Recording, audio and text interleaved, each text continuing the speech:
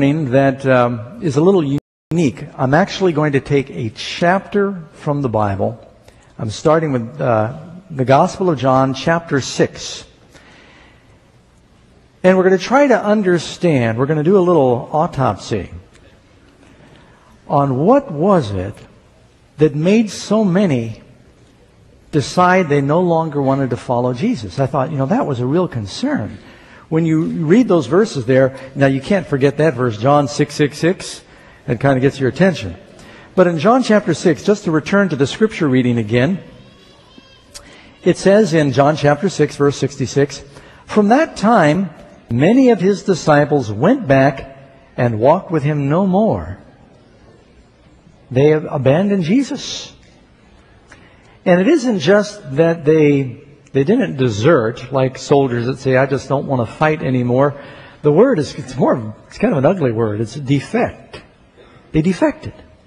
Because the Bible's very clear, unlike a soldier that might say, "I don't want to be involved in this war, so I'm going to Switzerland. I'm not fighting anybody anywhere." In the battle, the spiritual battle of life, Jesus said, "You are either with me or against me." And so to no longer follow Jesus, what does that mean? It is a deliberate choice to join the devil's forces. And says, "I just don't want to be a Christian anymore." Make sure you understand what you're really saying. According to the Lord, when we say, "I don't want to be a disciple of Jesus anymore," what you're really saying is, "I want to be a disciple of the devil." Now, I know that's pretty blunt, but isn't that really what our two alternatives are? So the message this morning is dealing with discipleship, drifting, and desertion. And so, I thought it would be interesting to start with an amazing fact, as I sometimes do. I've run into this a couple of times in the last few weeks, this fact, and it's about these sliding or drifting stones that they have down in Death Valley. The drifting stones in Death Valley. How many of you have heard of this before? These, sometimes they call them sailing stones or sliding stones. It's one of the mysteries of the last century. They still don't really have a definitive answer for it. There's a valley in Death Valley. It's called the Racetrack Playa.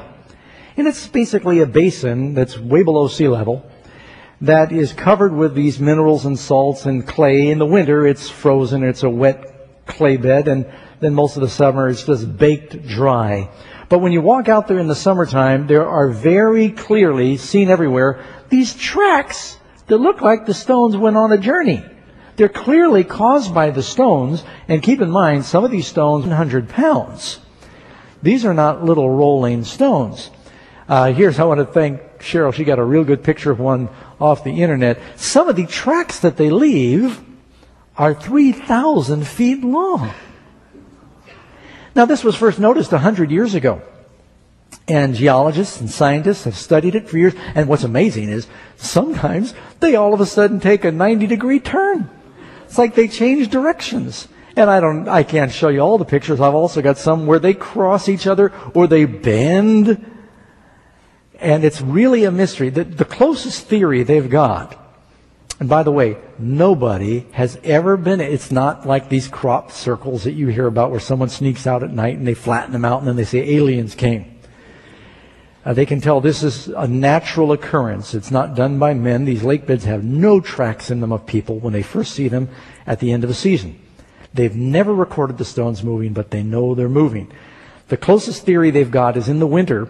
The ground is very tough in the summer, but in the winter when the very little rain falls in Death Valley, maybe 2 inches, and it gets it moist, the minerals are almost like Teflon when it's wet.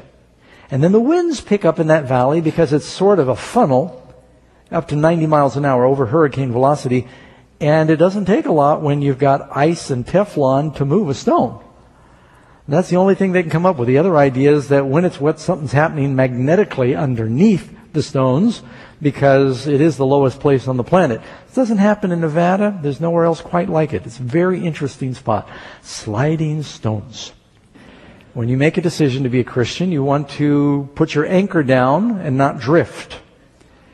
And yet the Bible tells us it's a sober message, but it is true a lot of people for whatever reason, and we're going to explore some of the reasons, they get discouraged with following Jesus and they give up.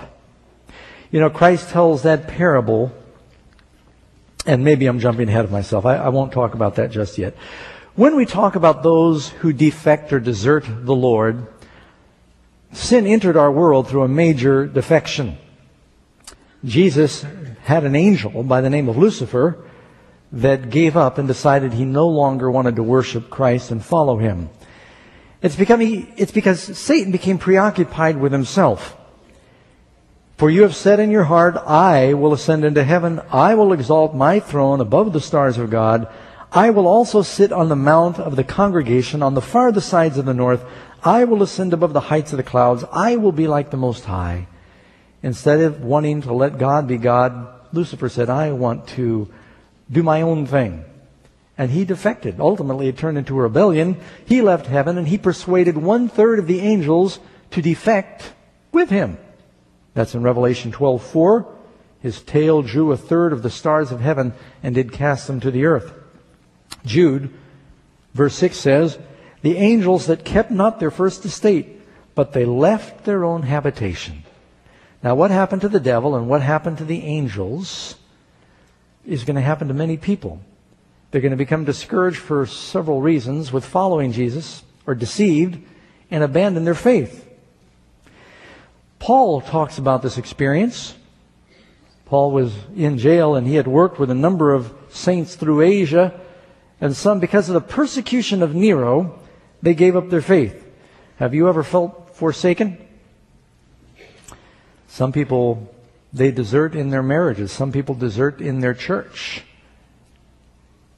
2 Timothy 4, verse 9 and 10, Paul said to Timothy, do your diligence to come shortly unto me, for Demas has forsaken me, having loved this present world, and is departed to Thessalonica.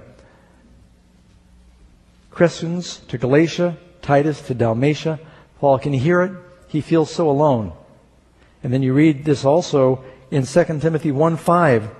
This you know, that all those in Asia have turned away from me, among whom is Philologus and Hermogenes. Talk about being in jail on death row and feeling like everyone had forsaken you. What did the disciples do with Jesus when they came to arrest him?